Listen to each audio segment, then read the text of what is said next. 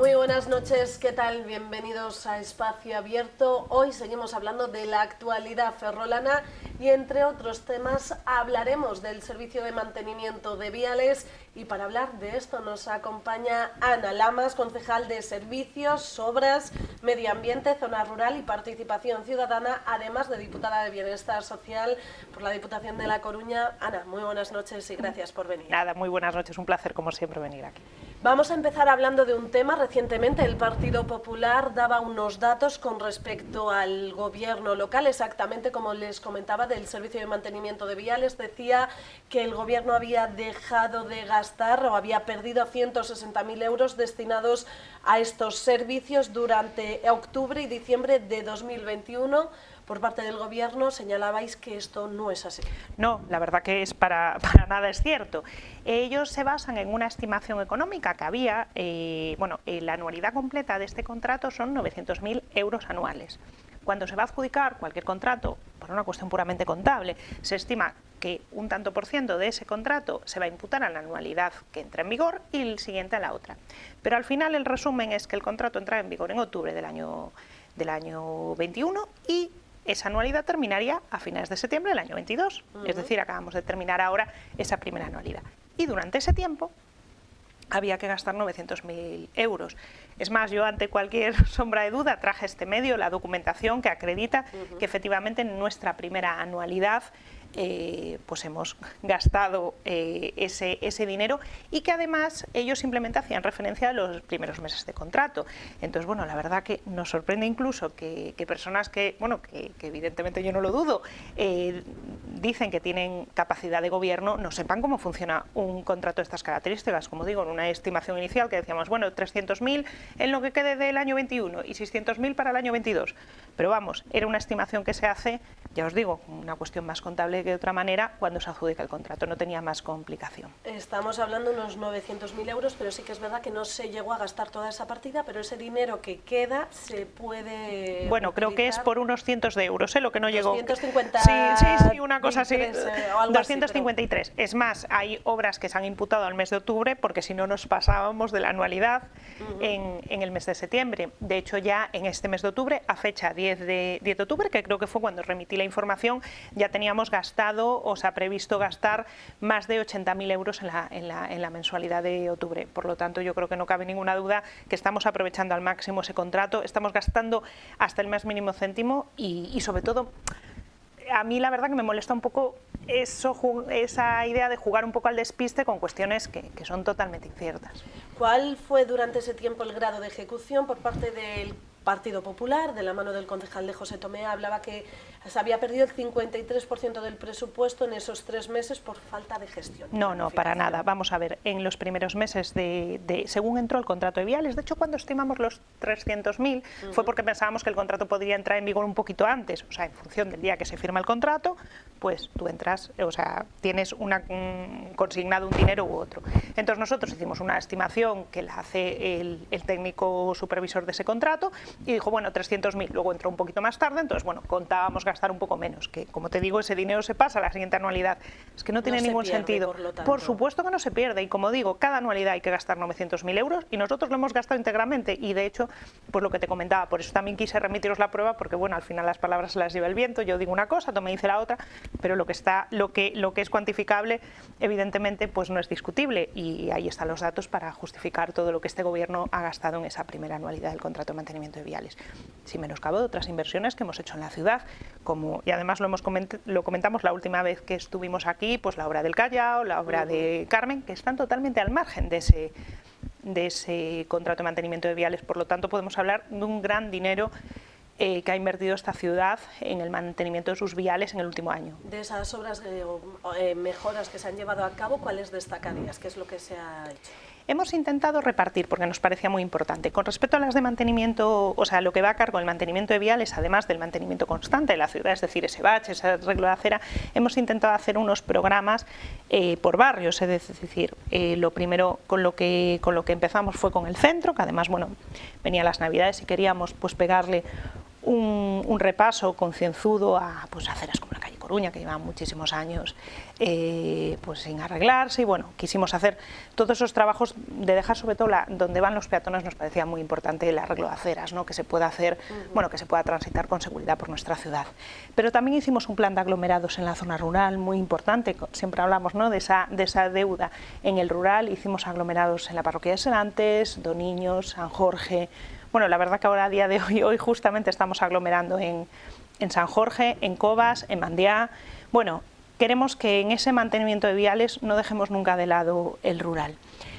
Por otro lado, también hicimos bastantes inversiones en el barrio de Caranzo, un barrio muy populoso, en Armada Española. Estamos arreglando ahora mismo delante del Conservatorio de Música, tanto las aceras como los alcorques, como bueno, algunas incidencias que teníamos allí también en el tránsito rodado, y ahora también estamos arreglando la totalidad del paseo de la Avenida del Mar. Este paseo, entiendo que es esos problemas que yo creo que vienen desde hace años de esos árboles, las raíces por parte de los árboles que levantan el paseo. ¿Qué sucede en ese sentido? Muchas veces padecemos 20 o 30 años después las consecuencias de una obra que se ejecuta, pues a lo mejor es eso, en los años 80-90. Muchas veces no se tiene en consideración el porte de los árboles cuando se realiza una obra. Por eso es tan importante la coordinación, ¿no?, entre áreas, ¿no?, que entre los técnicos municipales que planifican esas obras haya pues también una comunicación fluida, que es una cosa que yo y mi compañero Julián hemos intentado hacer desde que llegamos, de tener en cuenta en esa planificación también el mantenimiento posterior, porque es incuestionable que al final, pues si un árbol crece de manera imprevisible y al final está levantando la acera, está pues conllevando al final unos gastos de mantenimiento. Prueba de esto son los alcorques que están colocados en la Plaza del Inferniño, que son muy pequeños para el porte de los árboles, y que también tenemos previsto pues en los próximos meses hacer ese arreglo de esos alcorques para que, bueno, evidentemente los ciudadanos puedan pasear por esas aceras con total seguridad.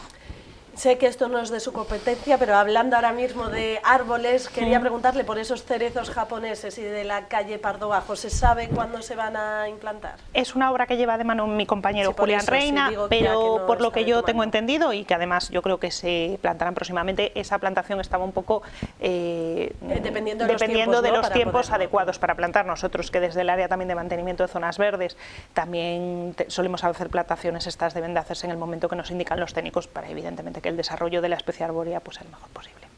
Por otro lado, también hacía unos días una visita a la calle Carme, como comentaba, esa mejora del adoquín que se estaba llevando a cabo. Le quería preguntar por qué, a diferencia, por ejemplo, de la calle de la Plaza Callá o del Lugo, que se puso hormigón, en esta se llevó a remodelar, a volver a poner ese adoquín. Fue una cuestión de lo que nos permitió hacer la Xunta de Galicia, en este caso Patrimonio. Nosotros planteábamos que tendría que ser indiscutible en aquellos viales en los que está previsto que en futuro también quede ese tránsito rodado. Entonces, bueno, sí que se nos permitió en algunos viales que están muy justificados en tránsito rodado cambiar a otra solución. Costó, pero bueno, esa posibilidad no se nos dio en la calle Carmen, y por ello lo que hicimos, bueno, fue arreglar lo que había. Además, bueno, se estudió bastante bien la solución para que, aunque sea en adoquín, sea duradero, porque evidentemente es muy importante que sea una buena planificación, y sobre todo se ha supervisado muchísimos esos trabajos para garantizar que se ejecuten lo mejor posible para que la durabilidad de ese vial pues sea la mayor posible. Créeme que estoy muy encima del jefe de obra, que ya pesada deja de llamarme, que sí que va bien. Entonces, bueno, la verdad que estamos contentos con el desarrollo de la obra, la estamos ejecutando muy rápido, hemos acortado los plazos de ejecución, que muchas veces pues eso no se tiene tanto en cuenta, pero al final una obra que termina antes de lo previsto, pues evidentemente recorta las molestias que pueda haber. Y bueno, pues esperamos que antes del Puente de la Constitución, incluso mucho antes del Puente de la Constitución, tengamos la calle del Carmen ya abierta. Seguimos hablando con este servicio de mantenimiento de viales. ¿Qué prevén hacer hasta que termine el año? ¿Qué se han puesto de reto? Ahora mismo estamos haciendo, como te digo, un plan bastante intensivo de aglomerados. Tenemos previsto, ya te comentaba, actuar en esta misma tarde en San Jorge. Haremos esta semana, antes de acabar la semana, algún aglomerado en Covas, y vamos a empezar con el barrio de San Pablo, en el que también pues teníamos un ramal, la calle Valenta, que bueno, nos habíamos comprometido a hacer ese ramal. Fue un compromiso que aquí de manera particular con esos vecinos, y se ejecutará también en los próximos días. También estamos estudiando la reparación de las aceras de San Pablo, que tienen algunas imperfecciones, y terminar los arreglos que estamos haciendo en el barrio de Caranza. Con posterioridad, al terminar los arreglos del barrio de Caranza, pasaremos ya también al barrio de Esteiro, en el que ya tenemos alguna previsión de arreglo, sobre todo de aceras. Como te digo, estamos haciendo, al margen del tapado habitual de baches, que eso es también una cosa que estamos haciendo constantemente, nos importa mucho que las aceras estén en la mejor de las situaciones. Ayer mismamente pasé por el barrio de Canido, también observando algunas mejoras que a posteriori también haremos con este contrato de viales, y también vamos a hacer algo de hincapié, pero eso al margen ya del contrato de mantenimiento, en la reposición de volardos, en concreto en el barrio de Canido. Además queremos reponer los que eran, emulando las meninas, que además eran estéticamente muy chulos, y esta misma mañana ya estuvimos contactando con alguien que nos pueda hacer esos volardos para que podamos reponerlos. Estos son todos los planes que desde el Gobierno tenéis preparados para los próximos meses, pero ahora cambiamos de asunto. Me gustaría preguntarte cuál es la situación que se prevé que vaya a terminar con respecto al conflicto que hay con los trabajadores de parques y jardines. ¿Cómo se encuentra este asunto? Bueno, el contrato, nosotros intentamos, yo creo que lo comenté aquí unos días antes de que incluso fuéramos a pleno, llevar este expediente de contratación al pleno del Concello de Ferrol, que es donde debe de aprobarse el inicio de ese procedimiento de contratación, y no gozó del respaldo del resto de los grupos. La verdad que a mí me sorprendió, porque tener los contratos regularizados es una obligación que debemos atender las administraciones locales.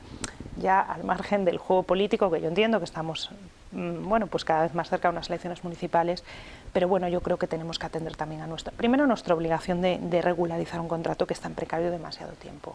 Luego, por otro lado, tener en cuenta esas zonas fuera de mantenimiento que siguen estando sin el mantenimiento adecuado. Me pongo en el lugar de un vecino que vive en el barrio del Bertón y que las zonas verdes de ese área no se limpien con la frecuencia que ya hay un plan para hacerlo. Y luego también por la propia estabilidad de esos trabajadores, que luego al final todos hablamos de los trabajadores, pero la mayor garantía de que esos trabajadores estén en las mejores circunstancias pasa porque su contrato esté regularizado. La verdad que yo llevé esa votación con cierta tristeza y sobre todo sorpresa, porque sinceramente tampoco entendía muy bien los motivos. Argumentó cuestiones de maquinaria que estaban recogidas, y si hay alguna cuestión que había que atender no había ningún problema, porque de hecho ese pliego lo llevamos a comisión y no hubo ninguna aportación por parte de los grupos, se la reservaron para el pleno. Entonces la verdad que nosotros no cesaremos en intentar que esto se solucione, pero como te digo, también me gustaría llamar un poco a la responsabilidad al resto de compañeros de corporación, porque yo creo que es importante que esto lo saquemos encima. Con respecto a esta situación, los trabajadores convocaron un encuentro con todos los grupos de la corporación, en la que también estaban invitados, creo que el alcalde y usted, y se quejaron que en último momento no pudieron asistir. Nosotros trasladamos que no será imposible asistir por una cuestión de agenda. Yo particularmente no podía asistir a ese día a la reunión que ellos convocaron. También sugirieron que si había algún problema para asistir esos días, que no tenían ningún problema en modificarla, pero la verdad que supongo que no fue posible, y yo lo entiendo perfectamente. En todo caso, nosotros siempre estamos abiertos a que nos hagan cualquier aportación. Si nos la quieren remitir, pues nosotros también encantados de que nos remitan cualquier aportación que quieran hacer, porque ya te digo, nosotros estaremos encantados de poder sacar ese contrato. Entonces, si los trabajadores del Servicio de Parques y Jardines tienen algunas aportaciones que además las consideran imprescindibles para solicitar el voto favorable, pues nosotros estaríamos encantados de que nos las escriban en un papel, nos las metan por registro, nos las manden al correo electrónico, y nosotros las atenderemos si son posibles sin ningún problema. Vamos, encantados también, por si alguno nos ve, pues también desde el Gobierno se juntarían en esa nueva mesa de Es que nosotros, la verdad que me sorprende un poco que siempre nos achaque que no nos queremos juntar, cuando nos hemos juntado en multitud de ocasiones. Antes de que el conflicto estallase, yo tuve innumerables reuniones con el servicio de parque, no con el servicio, sino con los representantes sindicales y con su asesor durante los primeros meses del año 20, porque ellos, a pesar de que nosotros ya teníamos resuelto los pliegos, querían iniciar en esta negociación para llegar legítimamente, por supuesto, a unas mejores condiciones. En un primer momento yo les planteé la posibilidad de que mejor íbamos a licitar inicialmente el contrato tal como estaba previsto y que luego habría tiempo a negociar cuando ellos tuvieran sus condiciones regularizadas, pero sí que es verdad que eso que fue el acuerdo inicial al que llegamos, finalmente ellos prefirieron negociar y es que durante todo este tiempo no hemos estado viendo, además, bueno, pues ha sido público, ha sido notorio y ellos también han ido informando de esas reuniones. Una vez aprobadas mociones plenarias en las que se incluían aquellos puntos que ellos entendían que se debían incluir en los pliegos, estas se incluyeron en los borradores de los pliegos, incluso se esperó a que cerraran el acuerdo para poder incluirlo, es decir, nosotros siempre hemos estado abiertos. Entonces, claro, tampoco entiendo muy bien esto ahora, ¿no? Y es algo que incluso antes de llevar a pleno los pliegos se comentó, entonces bueno, la verdad que un poco mi sorpresa porque es que existe un foro en el que nos vemos todos los representantes del Concello, que es la comisión que celebramos cada miércoles, en donde se puede debatir de estas cuestiones y es que como no vamos a tener voluntad de hablar, ya te digo, tenemos un foro cada miércoles para vernos con el resto de representantes a los que pues pueden trasladar sus inquietudes y se las pueden trasladar al gobierno, por supuesto. Cambiamos de asunto, seguimos hablando de Ferrol, pero ahora no como concejala de aquí del Ayuntamiento, sino como diputada de Bienestar Social, porque recientemente anunciaba que se ampliaba el servicio de teleasistencia a los municipios de hasta 75.000 habitantes, situación que beneficia a Ferrol. Efectivamente, la verdad que es de algo de lo que estoy especialmente contenta porque creo que va a redundar en una mejora muy significativa del servicio para nuestros mayores. El servicio de teleasistencia que prestamos en la Diputación de La Coruña, la verdad que tiene una enorme calidad, está basado en un compromiso que tenemos desde la casa, sobre todo de lucha contra la soledad no deseada, que es uno de los grandes problemas que tenemos en la provincia de La Coruña. Hay gente pues mayor, sobre todo que vive en poblaciones eminentemente rurales, que están muy lejos de sus seres queridos y que, bueno, pues este pequeño servicio, que parece pequeño, pues es una tranquilidad también para sus familiares y para ellos mismos. Mira, justamente, perdona, me estás recordando que ayer hubo un incidente aquí en el centro del barrio que tuvo que venir policía, bomberos, porque una mujer, la familia no contactaba con ella, no tenían manera de poder contactar ni nada y estaban asustados. Bueno, finalmente era que no escuchaba, pero fíjate, aquí en el propio ayuntamiento, en el propio centro de la ciudad está sucediendo. Pues precisamente lo que tú comentas son incidentes que día a día pues a lo largo de la provincia se suceden y por ello nosotros estamos muy contentos con este servicio, como te digo, tiene una enorme calidad. Las trabajadoras, y hablo en femenino porque son todas chicas, ya generan una relación muy fluida con los mayores a los que llaman, porque los llaman prácticamente todas las semanas con cualquier cuestión, desde recordarles una cita médica, felicitarles el cumpleaños, simplemente charlar un ratito a ver cómo se encuentran. Evidentemente, luego también es un servicio que ellos pueden presionar el botón, además es muy intuitivo, y tener siempre 24 horas al día, 7 días a la semana, una persona al otro lado que vaya a responder ante cualquier incidencia.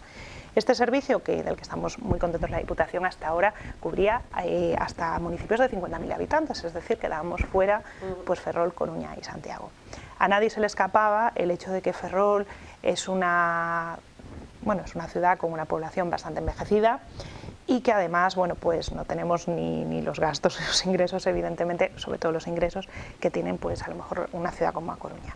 Por ello solicitamos, yo también estuve bastante involucrada en el asunto, como podrás imaginar, sugerimos la posibilidad de ampliar ese servicio de teleasistencia y fue saludado muy favorablemente por todo el equipo de Bienestar Social de la Diputación y pues hemos modificado ese reglamento, que supone que en los próximos meses todos los beneficiarios de ese sistema de teleasistencia del Concello de Ferrol podrán solicitar la adhesión también al servicio que tiene la Diputación de La Coruña. Y con ello espero que también para ellos sea una mejora significativa del servicio y sobre todo, además este es un compromiso que también mi compañera Eva, concejala de Bienestar Social, también nos vamos a marcar el objetivo de aumentar el número de dispositivos y que a nadie se le escape, que es un servicio que, como digo, genera muchísima tranquilidad también para las familias, muy útil y que la verdad que es una herramienta estupenda sobre todo para ganar en seguridad y sobre todo es un servicio que parece de entrada que está enfocado a gente que está mal y no, es un servicio tremendamente preventivo. Es decir, una persona que está estupendamente puede tenerlo igualmente porque si pasa cualquier cosa ahí está. Y además es un servicio que prevé observa cómo es la evolución de esa persona y observa situaciones que pueden llegar a ser dolorosas previamente, lo cual también es muy útil para los servicios sociales de un concello para poder responder a las demandas que puedan surgir. Entonces, bueno, la verdad, animar a todas las personas potencialmente usuarias y, por supuesto, a los familiares que puedan entender que es útil que se sumen a este servicio, porque la verdad que yo creo que les va a resultar muy útil. Ese mismo día en el que anunciabas esta medida, también señalabas que la Administración provincial habilitará y sufragará un servicio de transporte entre los centros educativos y el hogar infantil de Ferrol. Sí, ya lo está sufragando, ya está puesto a disposición ese servicio. El hogar infantil de Ferrol, que es un hogar de la Diputación de La Coruña, que acoge diariamente a niños, sobre todo de Ferrol, pero también alguno de Narón, tenía pues el problema de que no estaba cubierto el servicio entre el colegio, es decir, cuando estos niños salen de su horario lectivo, y el propio centro, donde van allí en un mayor número a comer o a realizar actividades extraescolares o a realizar lo que corresponda. Entonces, bueno, quisimos incluir, además de otras actividades que ya sufraga el centro, también ese servicio para que ningún niño pudiera tener ningún problema para acudir. Para nosotros es imprescindible que este tipo de recursos funcionen, sean sencillos y que no supongan para la familia ningún problema para la continuidad de que los niños vayan diariamente, porque desde este hogar se hacen pues una serie de intervenciones sociocomunitarias, y es interesante que también los niños estén todos los días para poder seguir los ritmos del centro, y la verdad que nos parecía muy interesante eliminar cualquier problema que pudiera haber para las familias que pudieran llevar allí a los niños. Y seguimos hablando de este ente provincial porque recientemente os reuníais para analizar desde el ámbito social las iniciativas que se estaban desarrollando con cargo al Fondo Social del Plan Único, que parece que fue un análisis muy positivo. Nosotros desde el principio de la legislatura empezamos a hablar de la posibilidad de habilitar que al final coloquialmente se acabó llamando POS social, ¿no? O sea, el POS, que tradicionalmente se dedica a aglomerado y a farolas y cosas de este tipo, pues de que hubiera una partida que se dedicara al área social. Y bueno, ahí estaba el presidente, la verdad que afortunadamente tiene una gran sensibilidad con el área social, pues ahí estábamos un poco planteándonos esa posibilidad cuando vino una pandemia. Entonces, evidentemente, aquello que empezaba a ser un poco una idea, pues se tuvo que hacer realidad a marchas forzadas, porque vimos y observamos esa necesidad que tenían los concellos de inyectar fondos, porque al final tú la manera que tienes de apoyar a un concello es inyectar los fondos suficientes para que puedan hacer cargo de todas estas circunstancias sobrevenidas que estaban sufriendo. En una primera anualidad inyectamos más de 14 millones de euros, en una segunda 7, para que los concellos pudieran llegar a invertir pues ya te digo, desde una ayuda de emergencia a ayudas de asistencia a domicilio, lo que les hiciera falta. Les dimos muchísima flexibilidad. Lo que hicimos en esa jornada que me preguntabas es un poco analizar y poner en común todos esos datos, porque hay proyectos que pueden ser extrapolables a otros concellos, y eso también está interesante, y también acercarnos también a ellos para facilitarles lo máximo posible este tipo de planes, es decir, qué quieren que mejoremos para poder ser más útiles. Nuestro fin la Diputación de La Coruña es la casa grande de los concellos, y nosotros queremos facilitarles lo máximo la labor, darles los medios que necesiten para poder responder a sus necesidades y, sobre todo, ponérselo lo más fácil posible, que entendemos que los recursos humanos son limitados. Y seguimos hablando de esas ayudas que y para finalizar, que se está haciendo desde la Diputación, porque iniciaron concretamente en Ortigueira unas jornadas informativas del plan antifraude de los Next Generation, unas jornadas en las que estuvo allí. ¿Cuál es el objetivo? Bueno, el objetivo que tienen estas jornadas es un poco que todos nos involucremos un poquito más en esa lucha contra el fraude. Yo creo que es de sobra conocido que evidentemente la Diputación es puntera en este tipo de cuestiones, y también ahí nos tenemos que sumar, los funcionarios también evidentemente políticos, dar un paso adelante y comprometernos. También eso es muy importante, que demos difusión, que también estas jornadas son muy interesantes para que puedan acudir funcionarios o representantes políticos de toda la provincia para poder conocer cuáles son evidentemente las normativas y cómo debemos ir un paso más allá y hacer una prevención de la que estemos muy orgullosos contra el desvío de fondos a lo que no se debe de ir. Pues estas son algunas de las iniciativas que se están llevando a cabo por parte de la Diputación. Tendremos que hablar también de otras muchas más cosas con respecto al Ayuntamiento y desde sus concejalías, pero el tiempo ya no nos da para más. Ana Lamas, muchas gracias por haber venido esta noche a Espacio Abierto. Nada, muchísimas gracias a vosotros por la invitación. Y gracias también a todos ustedes por estar ahí al otro lado. Recordarles que nos pueden seguir en nuestra página web, en las redes sociales o en el canal a la carta de YouTube. Que pasen una feliz noche.